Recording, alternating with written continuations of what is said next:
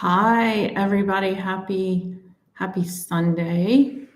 I am coming to you inside house this Sunday. We have a northeaster here blowing through, and I did not want to walk out to the studio. So, yeah, it's nice to be inside. I'm waiting for a couple people to pop on. Today, we're going to talk, the topic is words matter. Words matter.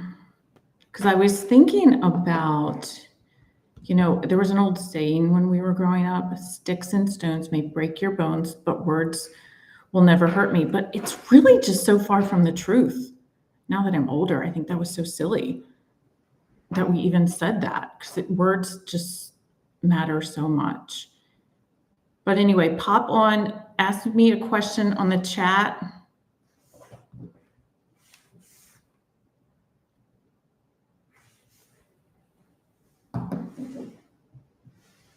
Oh, hi, Loretto.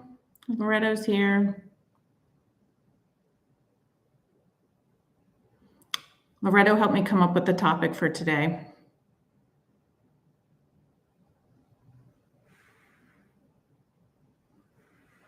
Does anybody have a question?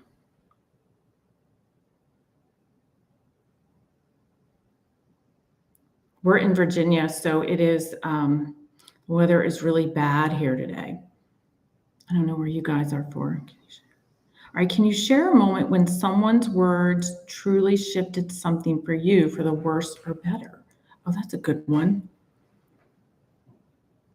I mean, I think there's a frequency to words in the way someone uses them. So, like, I think it happens all the time, like even in a text or an email.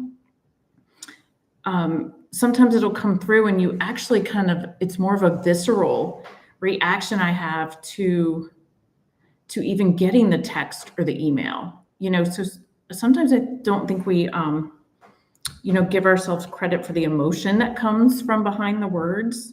So I think that's really important, like, or at least that's how I receive it.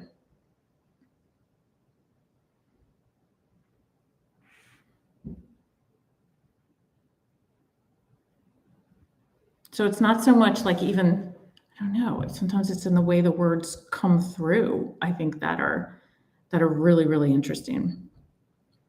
But one thing I thought about with words was, like when Ben passed, the news reported he lost his battle with cancer. And I've now noticed more and more that when someone passes away from cancer, that's what they'll say, like very top of the obituary, they'll say they lost their battle with, mainly cancer. And I've come to really not like that. What that does is that word battle, I guess, is true, but it's not everything. And I think it takes the power away from the person and really gives it more to the disease and really takes the agency we have over our lives. So yeah, that battle word is something that I just don't like. I try not to say. I'm more cautious how I use it.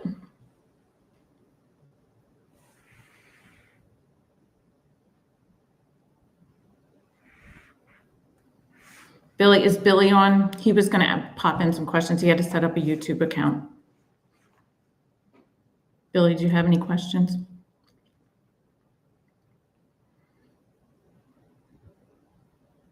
But along those lines of like the words, I know that I have really thought about the words that I use just daily, even in my own life. So if I'm saying, I'm going to the grocery store.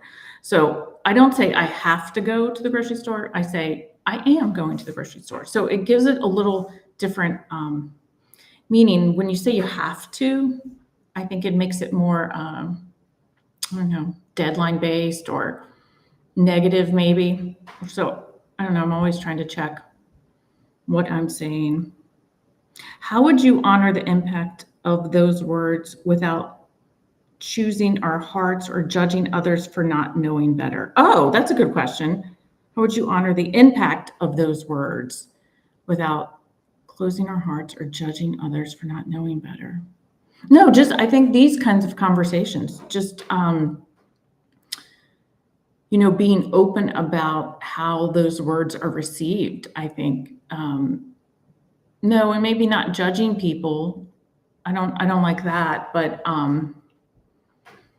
yeah, just these conversations I think are important.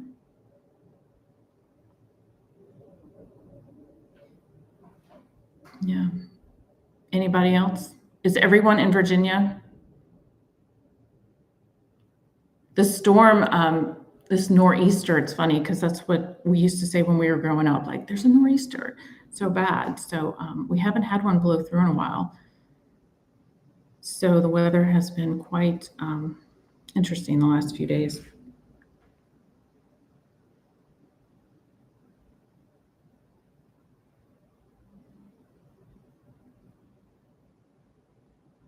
Yeah. It's so calming during the storm. I know. I live on a lake, so when I kind of love the extreme weather sometimes. I love that the wind just blows through kind of my house, and so I've come to kind of enjoy it. So yeah, it can be really calming. Um, do you think changing our language, one, actually change the way we heal? I've heard you talk about this before. Yeah, I do. Because I, when I'm at a doctor's appointment, I am very cautious of the words that I use when I'm describing my illness, really, or lack thereof. So I think giving some of the words too much attention or using them too frequently, um, definitely for me, I know anyone close to me, they know that I don't even like to talk about it. So most people in my life will just wait for me to speak about what's going on. I mean, occasionally people will ask and I will respond. But I do think not giving it or only giving it the attention it deserves and not overusing the word cancer, I think is really, really important, or has been, at least for me. It's kind of like any other chronic illness that people deal with, diabetes or, something along those lines. So it's just something that has to be dealt with or maintained or, and I just don't look at it as that negative, actually. So yeah, I think the power of words like cancer are really important, because a lot of times, I think I've said this before, but when you say cancer, people really assume the worst. And so yeah, I don't even like to say it.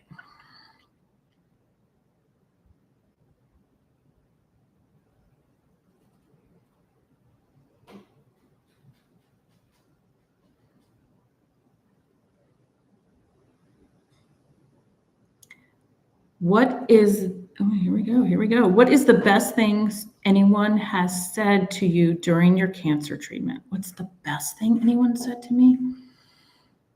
I don't know. Like, they're here for me, I think, because there's no fixing it. So for me, it was just showing up, people just showing up and treating me as normal, or close to normal as, the life I had. So that was,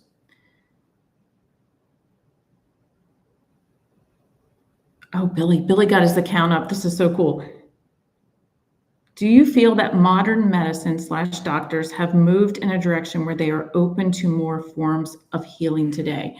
That's a great question. I think generally, I mean, I can speak to just being in this world for about 12 years now, that there's more talk about it. There's definitely more engagement. I don't know if modern medicine, I think they will, because I had an interesting conversation. I told my doctor that I said, I think Anthem would be happy that I was going off treatment. It would save them, all this money a month. And I said, why wouldn't I just take a few herbs and, it really could probably do the same thing. And she did not like that. And she said, Wendy, we are very far away from that. And I said, no, Dr. X, I don't think we are. But I do think we're a lot closer to that. And so, I think it's more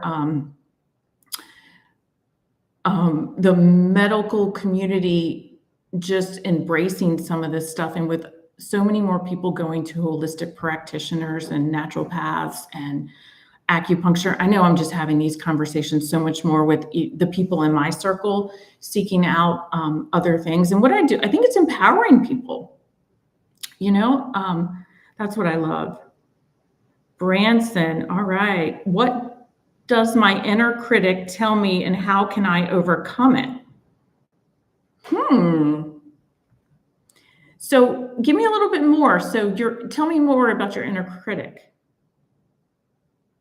Is that your inner voice?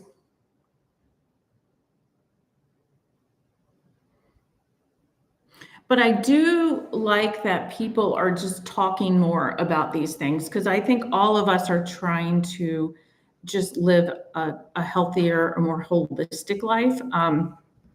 I had some wood that I needed picked up for my house. So last week I put it on Facebook Marketplace, and the people that came over were so nice. And one of the guys said, I'm building a garden for my wife with this wood, and, was telling me about some of their medical problems. And he was telling me about some of the things he was doing, but he said he had two pets that had cancer, and that when they were feeding the food from the garden, or they had started feeding the animals the food from the garden, that the cancer went away. So I thought that was really cool, because there's so much more conversation going around on what we're eating, which I think is big. I know I have even recently really paid attention to my sugar intake, and I do feel better. Oh, my inner critic is telling me not to have pizza tonight.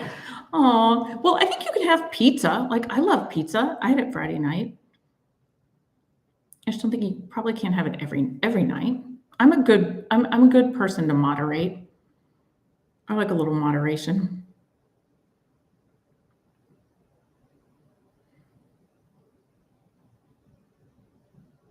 But I was going to read this. I've been working with an editor on my book, and one of the essays or chapters, I think that is probably one of the most powerful ones, and like such a strong, when you talk about words and how they're impacted. So I just want to share this small passage, and this is the one I titled "Ben, Bobby, Both." So bear with me here, because I'll just read it. It's about half a page. It was autumn in New York, my favorite time of year. Still, it struck harder than the usual season of predictable foliage calling me to accept change. Our walk up First Avenue wasn't new. We recognized the clerks at the grocery store, or rather, they remembered Ben, the boy from Virginia who danced down the aisles. On the way back to our hotel, I towed the bag filled with Granny Smith apples as he picked each with care. They fit oddly enough in the miniature fridge that doubled as a bar. A crisp breeze threaded through the air. He walked beside me now, shoulder to shoulder. Just yesterday, he had been looking up, tugging my sleeve.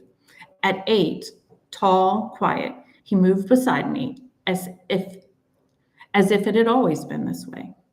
A book tucked in his hand, his newest companion. We shared that joy, getting lost, found, and change inside the lines of a story.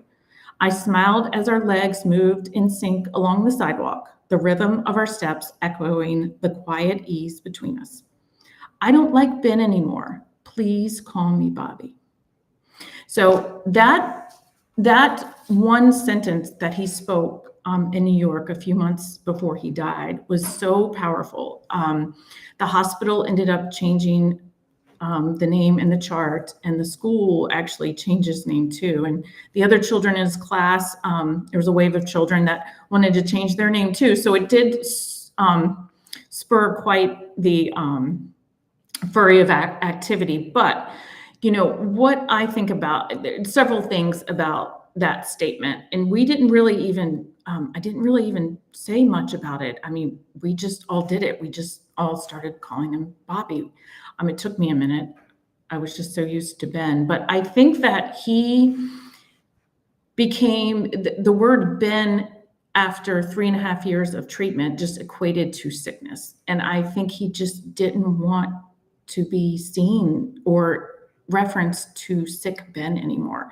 So the other interesting thing was Bobby was his middle name, named after his grandfather. So it had a very special meaning as well. And my parents got a big chuckle out of that. But I thought that always struck me as something so just one word, a name, and how after so many years he just wanted to be seen as a little freer from that disease. So yeah, he was so wise during his years. He really was. I've said this before. He was our teacher.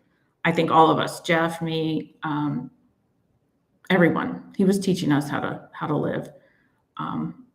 So anyway, that's why I was so compelled, and over the last 10 years have, really dedicated a lot of my time to capturing these stories, because I think it's just such a living example of how to live. And he just taught us all so much. Going off inner critic, what do you recommend to bring patterns of language that we grew up hearing, like scarcity, shame, or criticism, and replace them with words that uplift? Yeah, I know. I think that, we grew up with the words that were around us, like the scarcity is a great one, like lack or scarcity.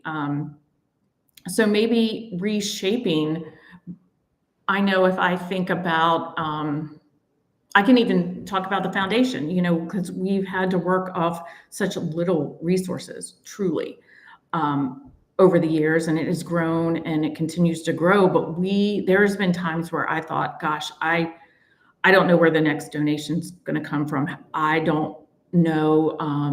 We really need to fulfill a commitment or something, and something always comes. But I think that my energy about the frequency of money, and I can talk to that, and that scarcity is, I don't look at it as lack or scarcity. I tried to shift in my mind that the foundation was a funnel, more of for the money to come in and go out to do what it needs to do, and to build the team that we have today. The 3 amazing staff that BGF has. So I tried to look at it like, it was going in and going back out to do good for the world.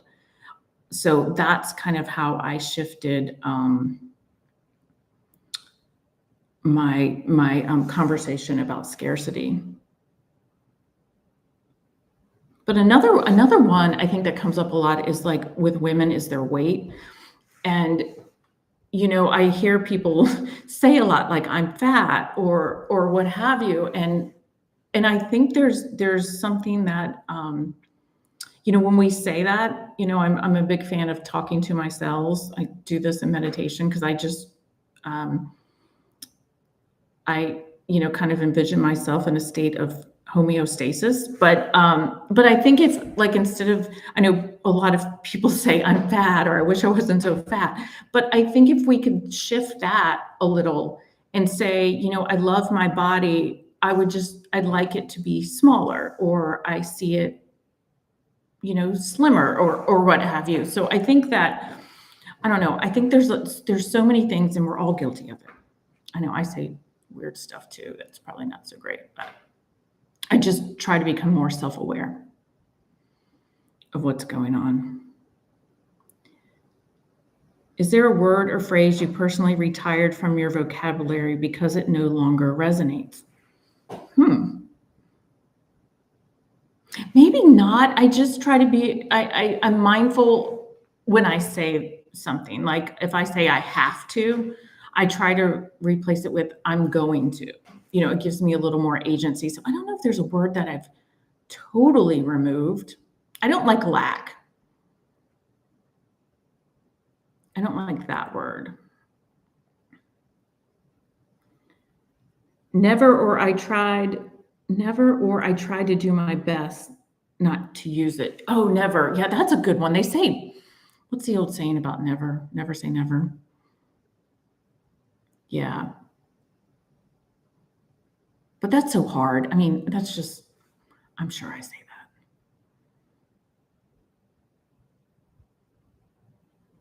Yeah, never. I probably said it today. Do any of you out there have a word that you use that you wish you didn't so much?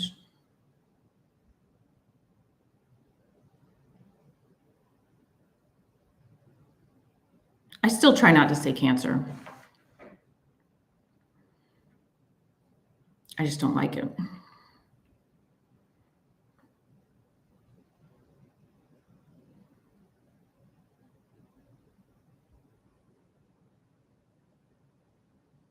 I'm getting old. Oh, that's a good one. I said that this weekend. I'm getting old. I know. I'm just trying to think, how could we reframe that? Like, I'm still experiencing the world. We always say, I don't want to hear a problem. I want to hear solution. Oh, yeah, I love that. Like, I don't want to hear problems. I want to hear solutions. I think that's a great, great thing because I know, like, owning a business over the years, if you only focus on the problems, there's plenty of problems you're going to find. You're only going to have problems, but if you focus on solutions, you will find solutions. I mean, it may take a while. They're not always in the front view, but they're there always. I don't think I've ever had a problem that didn't have a solution. I may not have liked the solution, but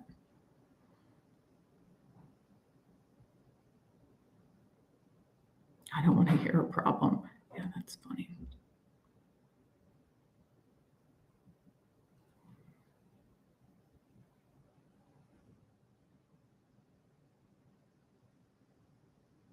I know. I think that's the thing with the medical community too. I think that, and I was guilty of it being a CPA, you were kind of trained to be skeptical and look for things that were wrong.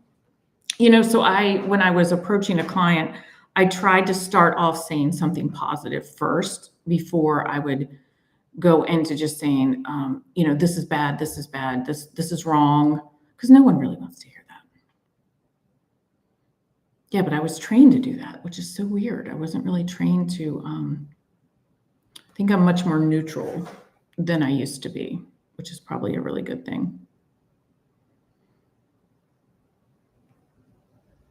Is my nephew on?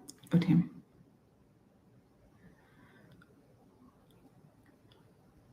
What you think about, you bring about. I think that is so true. And I think that's what, yeah, I know, like the thoughts that we have, I mean, and the words are so powerful. But yeah, I think if we think things aren't going to be so great, they won't. So I think we have a lot more agency or control over our day or our lives than we think. And sometimes it's just like a shift. I know, like if I have to shift, exercise always works for me. I'm always, it's probably one of the few things in life that makes you feel better after, but yeah, that usually does the trick for me. Can you talk more about your process of how you talk to yourself regarding healing your body through what you say to yourself? What are some of the things you say to yourself? Oh my gosh. Well, I do this in meditation every morning. And it's really become something that I've layered through some of the healing modalities. But in the morning, kind of just see myself going through all the different various things I have to do that day. And then I take a body scan, and I call attention to any area of disharmony. I don't like to say disease, I say disharmony. And I just like any energy centers, organs, cells, meridians, whatever. Thank you for bringing me this information. And I just ask it to leave with quickly and easily or with grace. And I think that really helps. You're acknowledging whatever is wrong. And then I kind of just see myself, asking my body to work in harmony and homeostasis. I think it's that simple. I can't say that completely cured me, but I think that made what I was facing. I did that during chemo, radiation, surgeries, immunotherapy. But I think setting that tone in the morning is really important. And then once you do it, it's done. And then it's kind of hard to undo. So I don't really think about it too much after that. But I definitely give it that attention.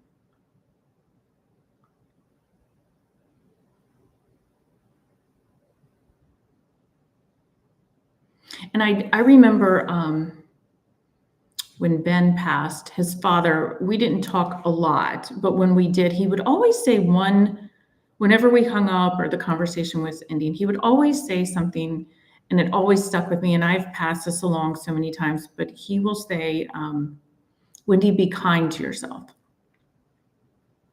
And I always remembered that. And I was so grateful that he would say that and recognize that.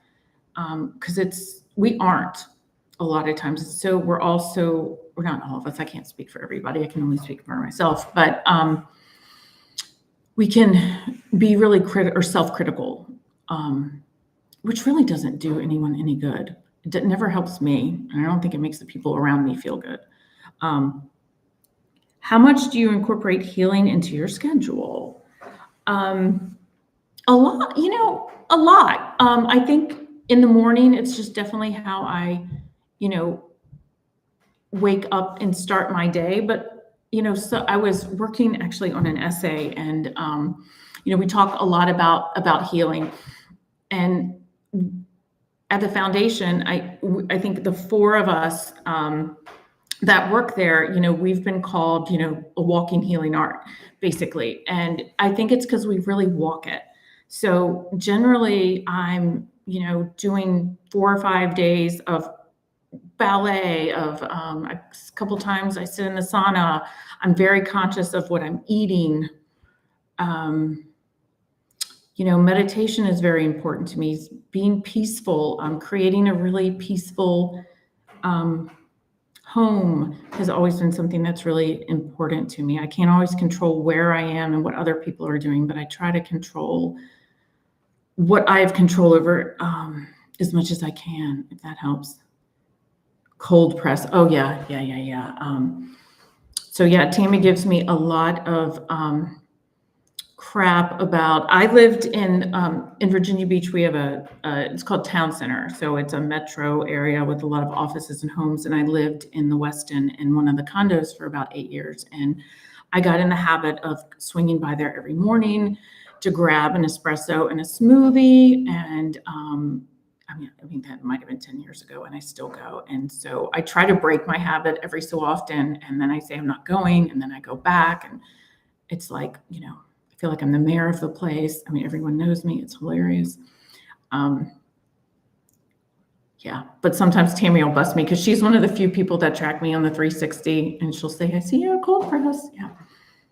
But there could be worse things. I get a double shot of espresso and it's a mango smoothie with unsweetened almond milk, vanilla whey, and cinnamon. I mean, it's not bad, And if they have the shot that has the cayenne pepper and the lemon and ginger, they don't have it every day, but I like that too. But I didn't go I don't think I went this week. I was making my smoothie at home. But I definitely the one thing I did need to calm down is I'm going by Starbucks too much. So I didn't go today. I made 3 shots at home.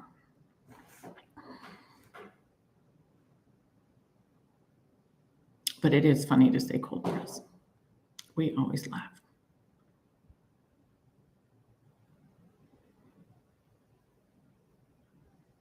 But going back to, I'm trying to think if there's anything, healing throughout the day. I don't know. Another thing I do, I mean, I've been blessed, I guess, that I sleep like a baby. But I also have always gone to bed very early. So growing up, I was one of the kids that went to the sleepover and people would put your hand in a thing of water and all of that. But I go to bed at 8:30. I mean, generally, if I'm not out or have a late dinner or something. So I think that ritual too of, the importance of going to bed early.